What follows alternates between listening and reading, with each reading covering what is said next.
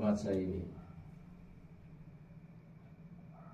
সে আমাকে ডাকিলে আমি তাহাকে উত্তর দেব, আমি সংকটে তাহার সঙ্গে থাকিব, আমি তাহার উপস্থাপন করিব, গৌরবান্বিত করিব।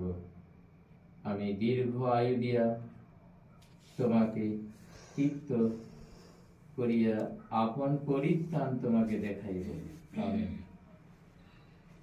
পরম পবিত্রময় স্বর্গের মহান করুণাময় জীবন্ত পিতা, প্রিয় প্রভু, তোমার কাছে এখন এই মুহূর্তে এই রাত্রি যোগে তোমার গোচরে সে কোন অশুভ এবং মন্দ দিয়াবল তাকে আক্রমণ করিয়াছে।